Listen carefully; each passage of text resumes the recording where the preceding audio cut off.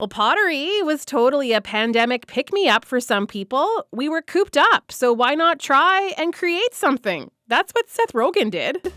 Hi, it's me, Seth, and this is the new crackly vase from Houseplant.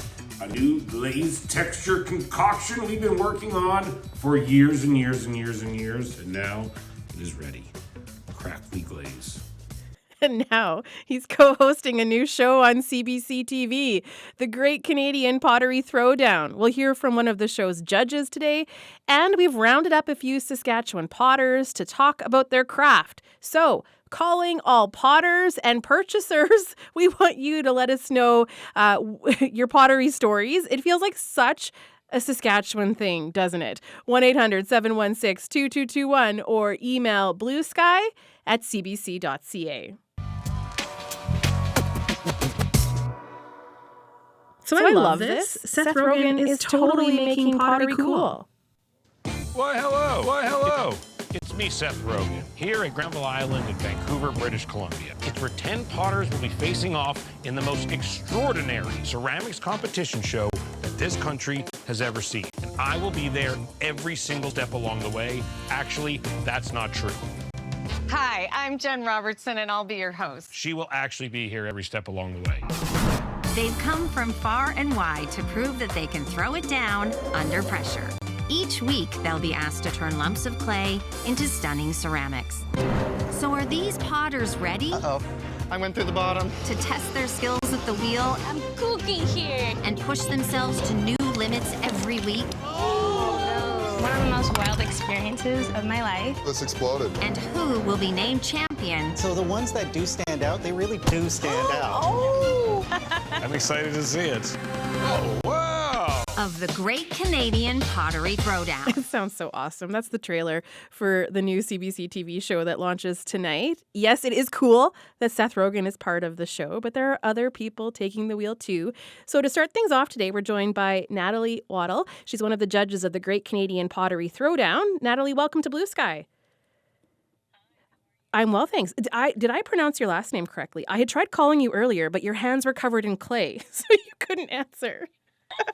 Yes, I was currently a little elbow deep in clay. It's Natalie Waddell. Yeah, Waddell. So very just there. Well, it's great to have you on the show. I'm pleased you were able to take a bit of a break from the clay to talk to us. So what is your backstory here? What's your pottery story? Well, I was invited to participate as one of the judges on this amazing new show, and I started my career in ceramics over 2 decades ago, which sort of just happened with a little bit of a desire for a career and job change and wanting to be in a creative sector, and found a pottery studio to work in, and I really started what we think of as the grunt work, which is just glazing and cleaning and kiln loading. And I really loved it to the point where I thought, okay, I think I need to find out more, deep dive, go hard into the education of it. And I haven't looked back since. And what is it that you love about it? It is an amazing material to work with.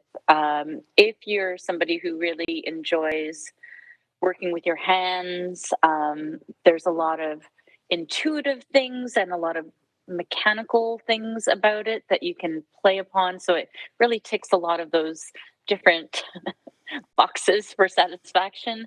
And it's really meditative and mindful and creative. So, it's got a lot of things, and it keeps you humble and it keeps you challenged, because just when you think you have something figured out, your clay will suddenly decide, no. It won't do it. It won't do it for you. Whatever you're thinking, no. And what so it's fun. Yeah. And what do you like to make? I've been laughing because I have been following Seth Rogen on Instagram for quite some time now and find him hilarious. But every potter has their own style and their own, kind of flair. So what do you like to make, and what does your stuff look like? I like to make whatever catches my whim. And folks that have followed along in my ceramics career as I developed my voice and the style of work knows that it's constantly changing.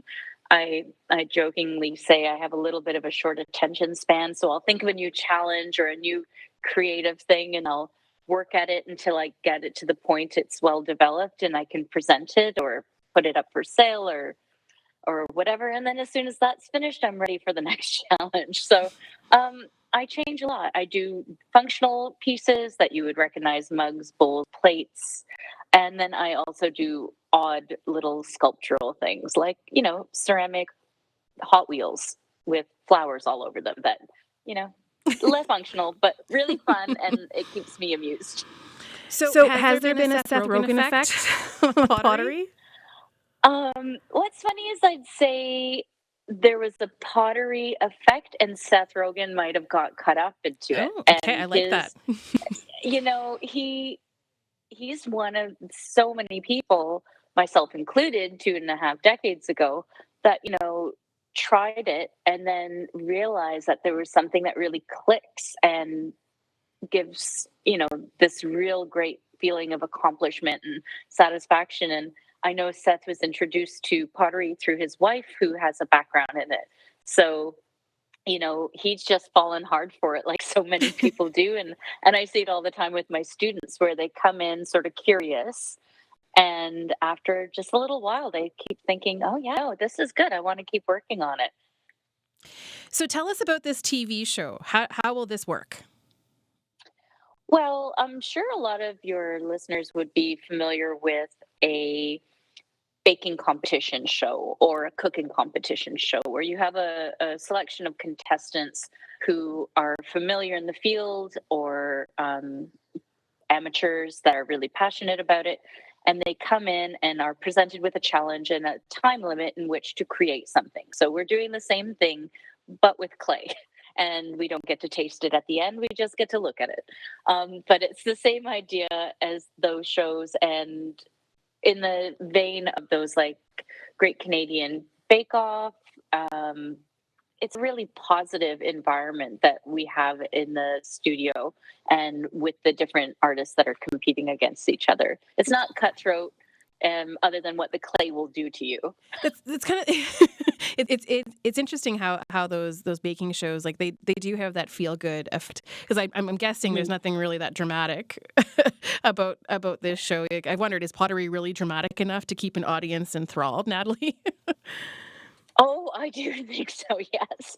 Now, it's funny because, you sometimes think of those elimination reality shows as having a little bit of a negativity and, people undermining each other. And this doesn't have that. This has like really loving, nurturing, creative, supportive people who are competing against each other. But really, it's almost like they're competing against the clay and the kiln and what they want to make and what they can make within such a limited time that we give them. And are you challenging the audience at all to take this up, or is there any element in this that might attract new potters or current potters to try their hand at something? I've heard of a few pottery groups or guilds and associations who will be doing mini challenges to follow along with the show, which is great, as well as viewing parties and potting parties inspired by the show. And I think that's wonderful. Clay and working in clay, because it's usually a studio based where it's groups of people, has a really loving, great sense of community. So I'm hoping we get a lot of that from the viewers. But ultimately, I'm really looking forward to the people who have never tried clay seeing a little bit into the world of working with the material and the process that goes into creating something out of clay, and just how complicated, fun, challenging, and potentially tragic, potentially rewarding. This is the thing with clay. Never get set on an idea, because you might have to alter a little bit. Things can shift. Natalie, so good to talk to you today. Congrats on the show. I look forward to watching. Thank you. Hope you enjoy it. Thanks. That is Natalie Bye. Waddell, a judge on the Great Canadian Pottery Throwdown. You can watch it tonight, 8 o'clock, CBC TV, and it's also available to stream for free on CBC Gem. So is this something you've tried your hand at, or maybe you just have purchased some beautiful pieces from a maker here in Saskatchewan and you get to enjoy your coffee every morning in something beautiful? We would love to hear your pottery stories today. So the number to call is 1-800-716-2221. You can also email bluesky@cbc.ca.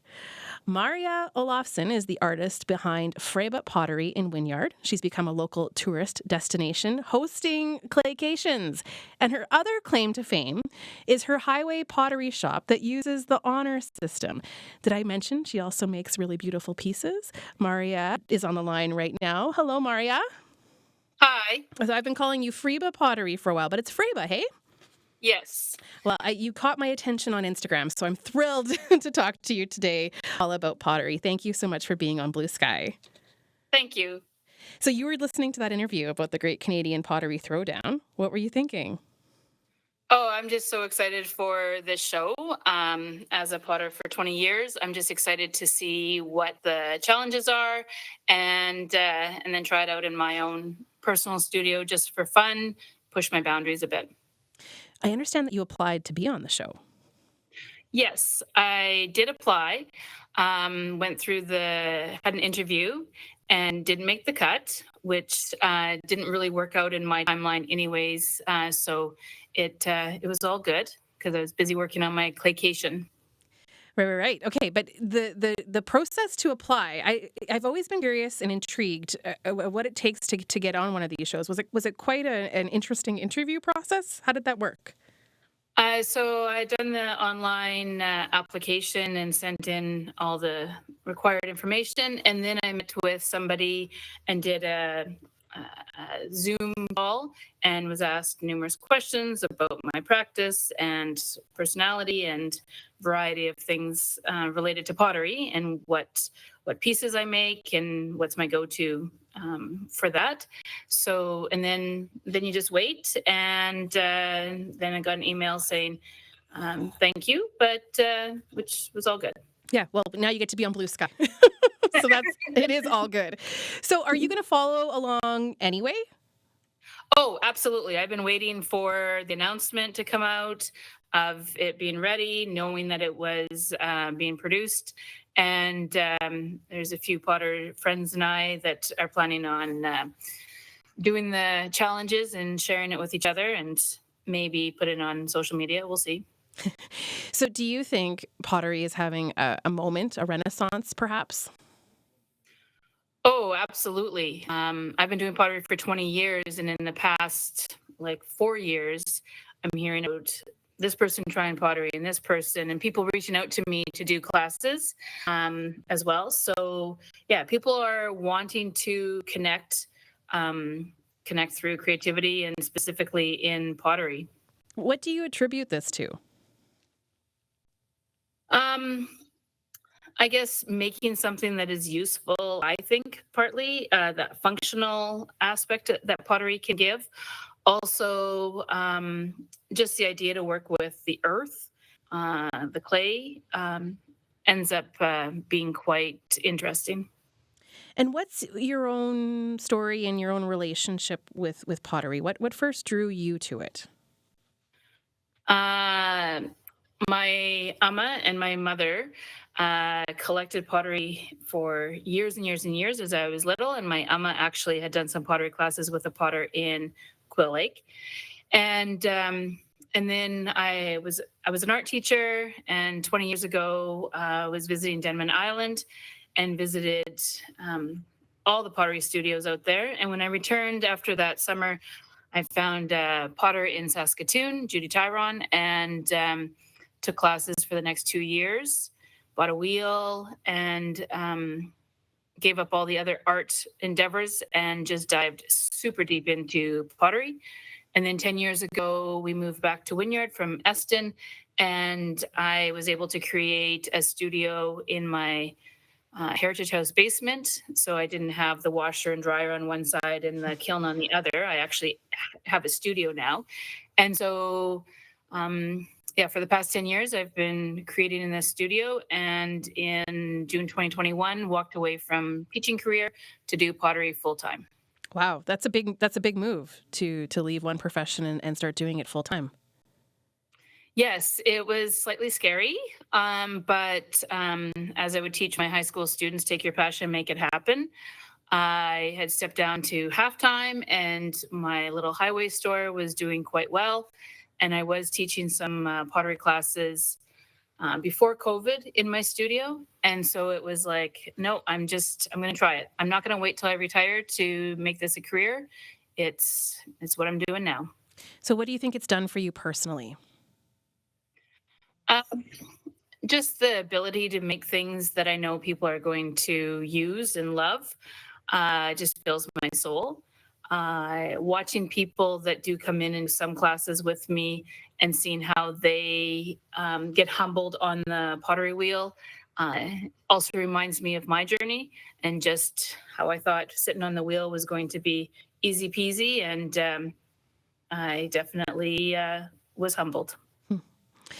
There is a real presence of pottery in Saskatchewan. I think that's fair to say. So if people want to share with us their own stories of getting into this, or maybe you've got a particular piece that's really special to you and you want to share the story of why you purchased it and what it's brought to your life, 1-800-716-2221. You can also email us, bluesky@cbc.ca. So, Maria, I want to know more about your shop because I'm so intrigued by this honor system. How does it work? So it is located between Dafo and Kandahar on Highway 16 near Wynyard, and it's open 24/7. You just pull into the store, walk in. There's instructions of thank you for shopping. This is an honor store. There's a little box that people leave cash or check. E-transfer information is there, and also a QR code for credit card. And then you just shop the shelves, and there's paper and bags, and you write a little note in the book. And I also have a bulletin board just beside the door that people can write notes on and put them up on the bulletin board. Wow. So how has it gone? I'm assuming nothing's gone wrong. No, for 10 years, it's been going great. I've had where I go and check, and there's 3 piles of cash with a note saying I made cash from that pile. I've also had people struggle with the e-transfer just because of time and technology. And I had one lady show up a few weeks later going, "Oh, I'm so sorry. Here, cash. The e-transfer didn't work." I said, "Well, you signed your name and said you're going to e-transfer. I knew it was going to come." Do many people do this in Saskatchewan? We did a trip out to Salt Spring Island this past summer, which the whole thing there was just to drive around to all these little stands, and you could buy eggs, you could buy flowers, and they had that little cash box, and I just thought it was so wonderful. Do you know of other people in Saskatchewan who are doing this? I know that there was, people have told me another potter down Fort Copel area was doing this a while back. Also, a lot of flower stands and some fruit stands. I know my husband has picked up vegetables up near the Kelvington area, where it is kind of a vegetable stand honor system.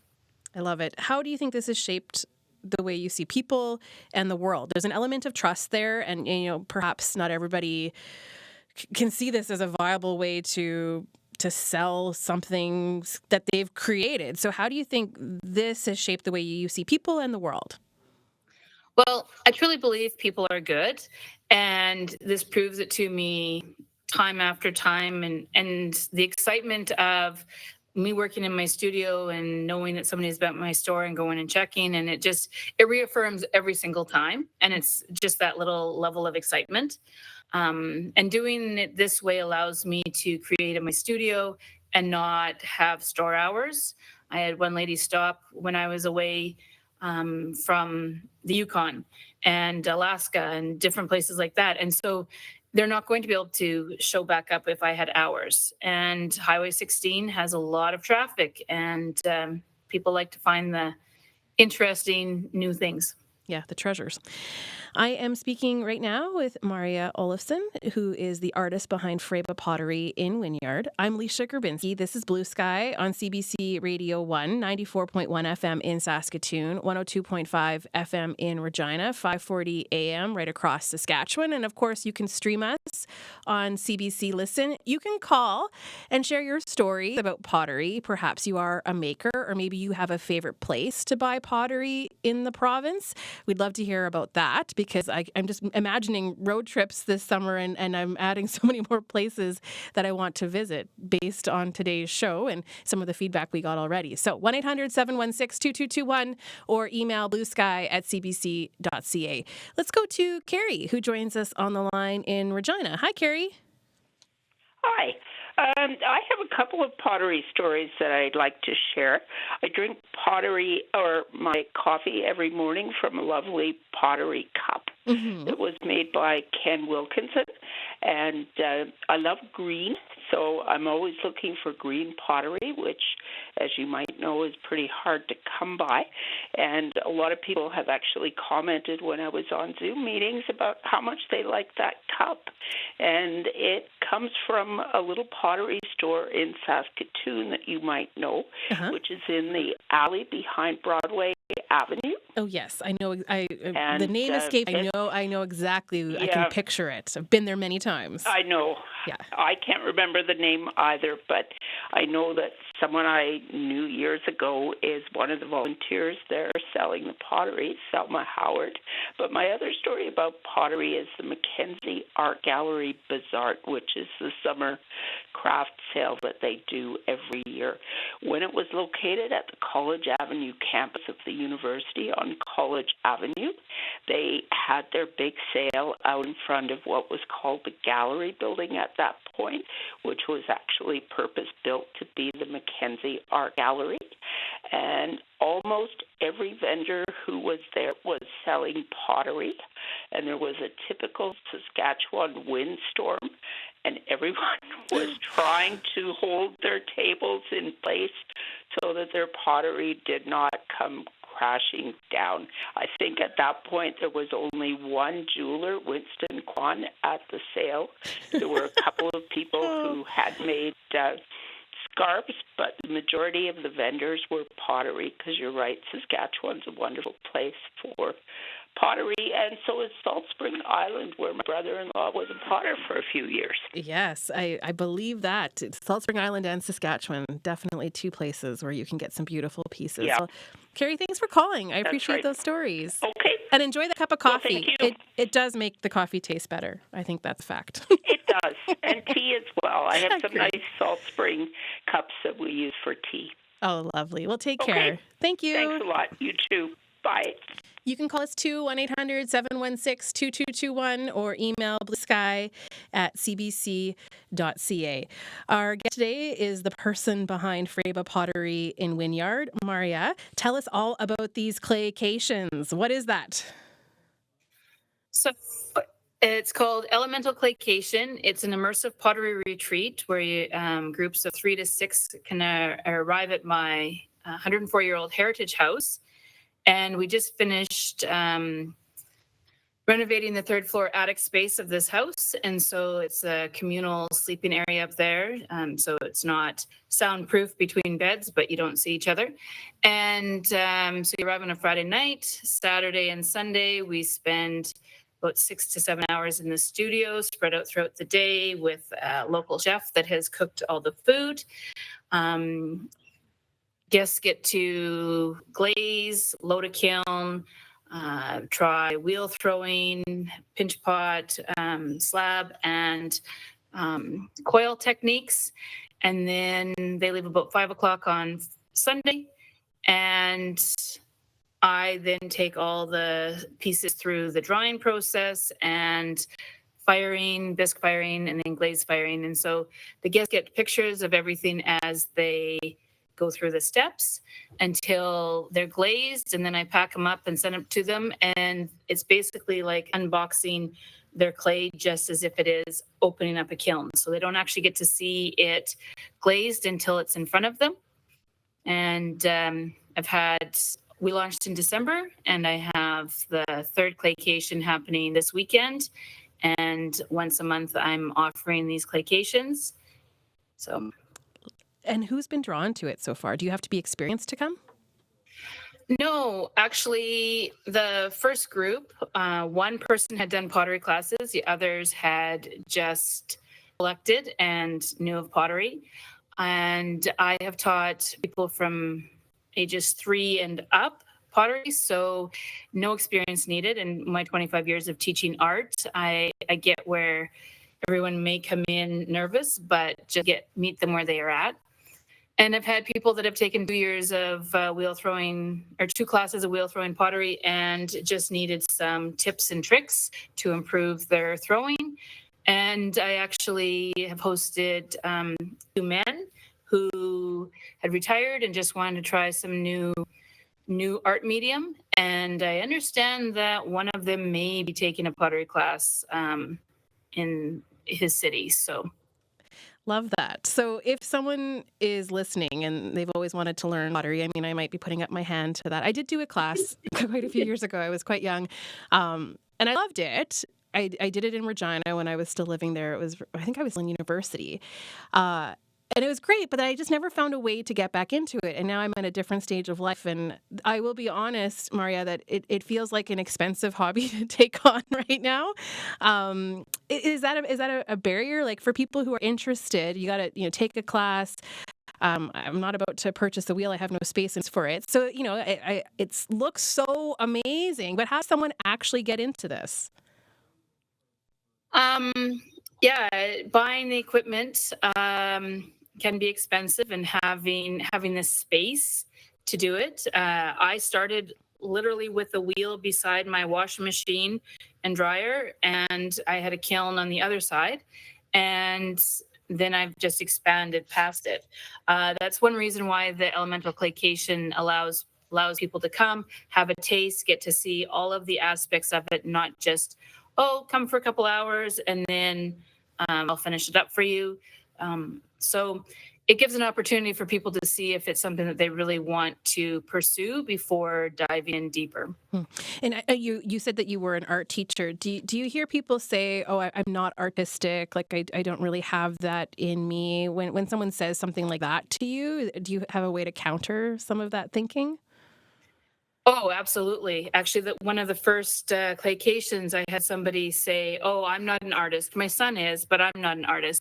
And my answer back to them was, I had a 5-year-old apprentice that was coming and hanging out in my studio, and everything that she took back to her parents, she's like, look, I'm a potter, I can make this.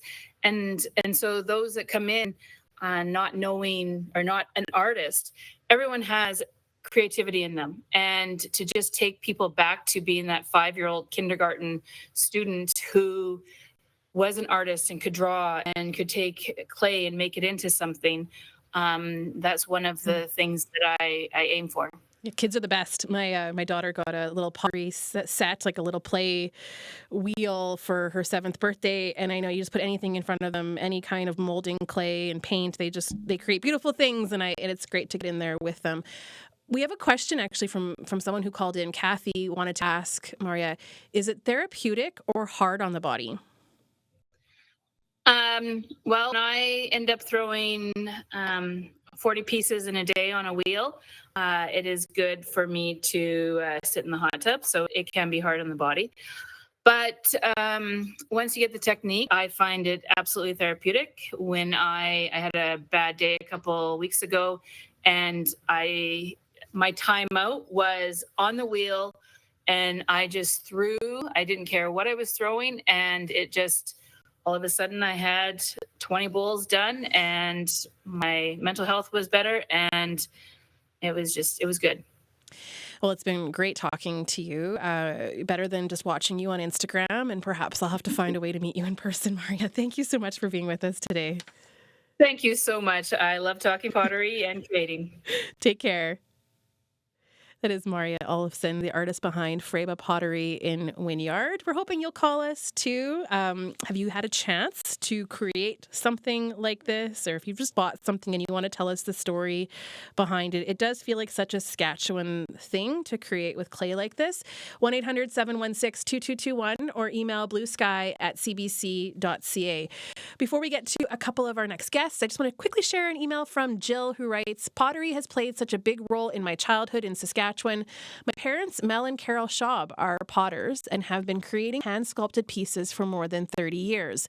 They used to host a garden show annually in their barn, showcasing their art and other local artists with homemade cheesecake. Some of my favorite memories were at the garden show, seeing the one-of-a-kind creations that they could make with just their hands, and a curiosity to learn more about their art.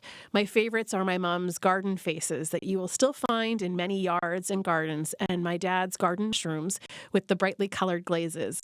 In the later years, my dad even built his own raku kiln for a different finishing process. COVID unfortunately ended their shows, but my appreciation for art and craft will live on forever thanks to my parents. You're listening to Blue Sky here on CBC Radio 1. We're now taking you to southwest Saskatchewan, where the clay for the pottery comes right from the hills. Stephen Gerard is the potter behind White Mud Clay in East End, Saskatchewan. Hello, Stephen. Hi. And joining him is the potteress behind Widdershins Pottery. Megan Wall has a master's degree in medieval studies and incorporates this interest into her work. Megan, welcome to Blue Sky. Hi. Thanks. So good to have both of you on. Stephen, I did a trip to East End, and I had a friend who was like, I want to go to East End because I want to purchase some clay. And that just caught my attention. So you are the person to talk to about some of this stuff. But to begin, okay. I want to know how you got interested in pottery, Stephen. Like the last person, I was a school teacher at one point, and I decided to take a summer class to take back to school with me when I taught, and it turned out to be pottery. And basically just didn't go back teaching again once got into it. I mean, I did had a few stints where I went back and forth between teaching and doing pottery, but so, I've done it to make a living for the past 30 years full time. So, yeah. Incredible. So your practice is different than most, though, because you actually source your own clay. Can you tell us about that process? Yeah, I do. It's I don't dig it from the hills, actually. I buy it from a clay company who mines it and piles it in piles, and I've just gotten to know how they do it. So, when you think about it, there's about 65 feet of overburden, like soil on top of clay piles. So it's got to be big machinery that can move it so you can get to it. So a person with a shovel and a pick can't do it. Right. Yeah. So I buy it from a company, Plainsman Clay is the name of the company. And, they charge me so much a ton. And then what I do is I have a process in my yard where I liquefy it and then dry it in the sun, bring it in, run it through a machine, and then store it, and then use it. Wow. So how important is it for you to have that relationship with the clay? Totally. I live for that, actually. I'm more interested in that than I am in pottery. I'm more interested in clay. So, I'm other projects on the go that are aside from pottery. So I did pottery, made my living with pottery for 30 years. So, I'm proud of that accomplishment, but I'm trying to figure out what else I'm going to do with it, because I don't know that I've come to an end with it. So Megan has really enthused me, it's enthused me about clay and pottering and making images on clay. She's really good at it, and she showed up at my studio asking for a place to work, and that was fine. It really works out well for me to have another person in my studio. Okay, well, Megan, I'll let you finish, Sorry. Stephen. Yeah, I have a bunch of wheels and stuff like that, so it was nothing for me to really share with her and sort of get a friendship happening. And so, so I'm learning from her as well, that's for sure. Anyway, you can go to Megan now. Yeah, Megan, I want to know, so you are apprenticing with Stephen. Like, why him? What intrigues you about his process?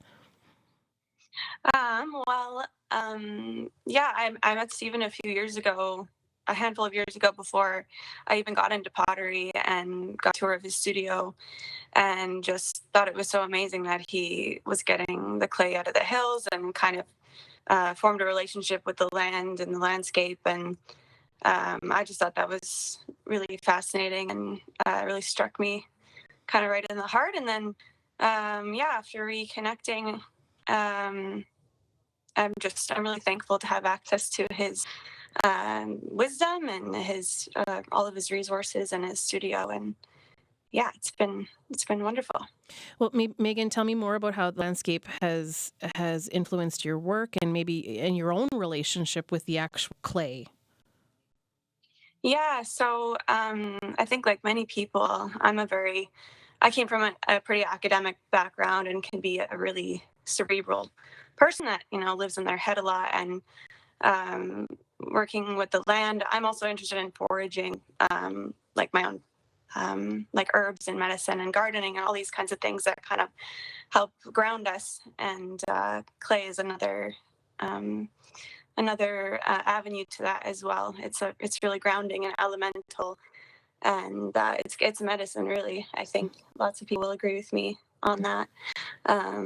Yeah, so it's kind of like forming a place-based relationship using craft. I think is something people are really interested in right now. So I'm really thankful to be able to pursue that. Stephen, what do you think about that? Is it medicine? Yeah, for sure. I think it's possible to overdo it, like the last woman you spoke with. She said at the end of the day she's really tired and she needs to soak in a hot tub. And so it can be harmful too. It can, too much being bent over on the wheel. So potters have typical injuries, lower back injuries, repetitive use of your wrists and hands, those kind of injuries, which I suffer from some of the after 30 years. Mm-hmm. So, yeah.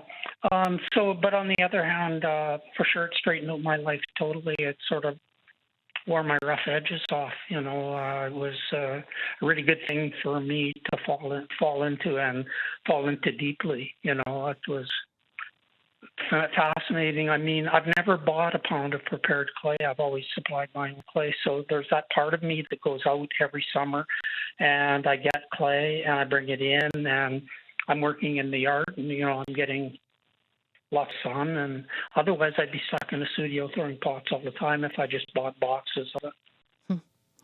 Yeah, so I look forward to every summer, and the discoveries that I make out in the field are interesting.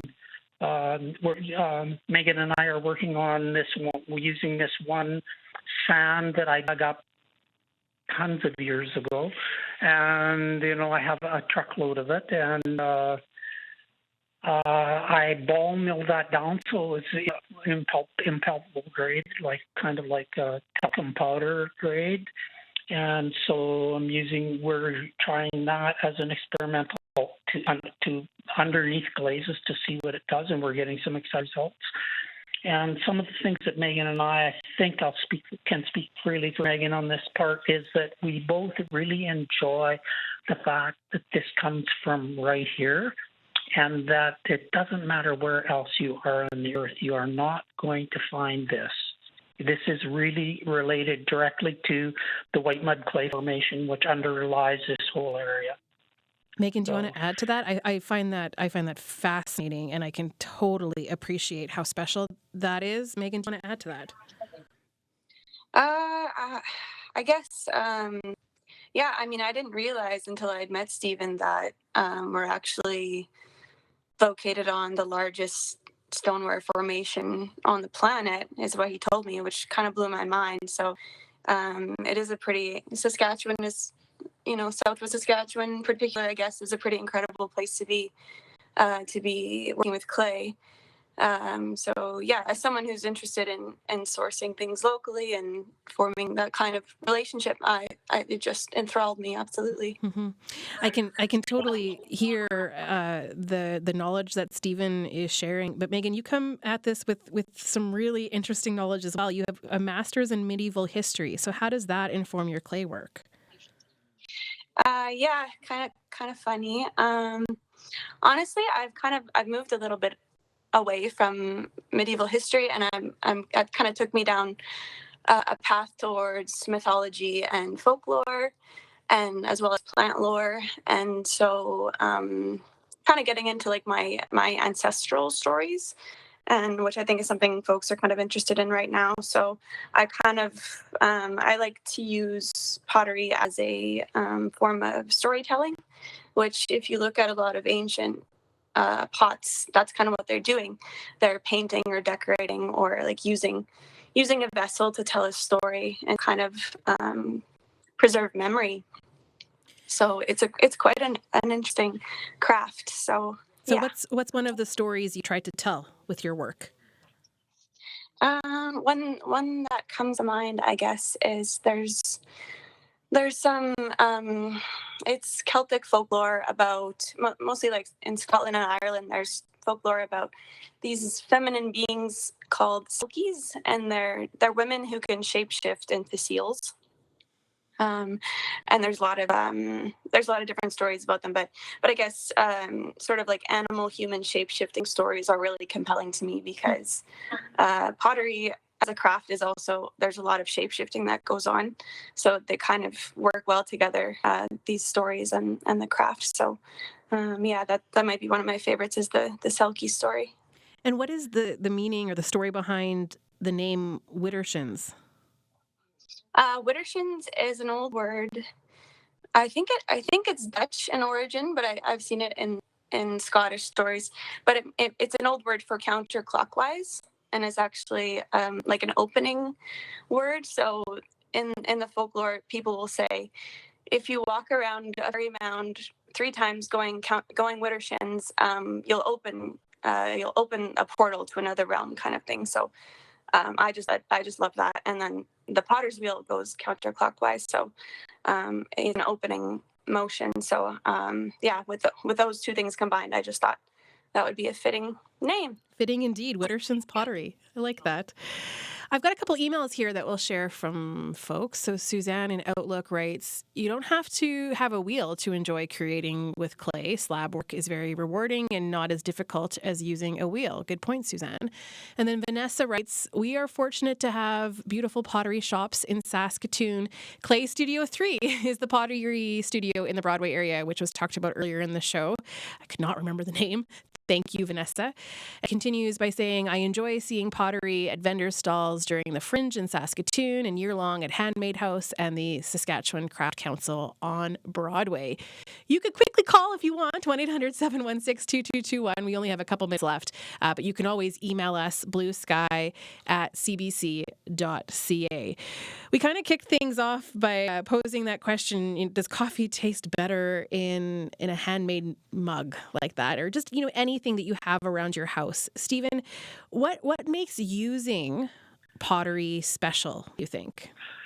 Well, I think the tradition of, first of all, it's really healthy to use compared to other metals or anything like that. So, and the tradition of families getting together and eating, that's always been an interest for me in terms of what I make. So largely my 30 years with doing pottery was focused on anything you might use in the house, from planters right through, casseroles, pitchers, just any number of things that you can imagine that gets used in a house. So, but it's basically, that's what kind of informs my work, is functionality. I like functionality, but I also like things to be beautiful. Now, my stuff looks old. Even when it first comes off the wheel, it looks old. And what I have to say to anybody about that is that, this is a really old tradition. Some people think it's in excess of 30,000 years old, not the wheel itself, but making clay objects. And so I'm proud that my stuff looks old. I don't consider it to be an insult in any way when somebody notices that. My really good friends really notice it. So, yeah. Megan, what about you? That utilitarian aspect of it. What makes using pottery special? Why do things taste better when they're on pottery? I love this idea because I'm really interested in sort of like re-enchanting the everyday and sort of infusing what we might call the mundane with a little bit of magic. And I think using something that's handmade and been made with love and made, I think that's a really wonderful way of enchanting your everyday life. And re-enchanting the mundane is something I hear folks kind of talk about these days. So pottery is really good at that. I as wrote well. that down. Re-enchanting the mundane, re-enchanting the everyday. I think that's awesome. It's an awesome way to look at it. It's been great to have 45 minutes like this to talk about pottery. It's been a treat to have both of you as guests today. So, Stephen, thank you. Yeah, you're welcome. And Megan, thanks to you too. Yeah, thanks so much.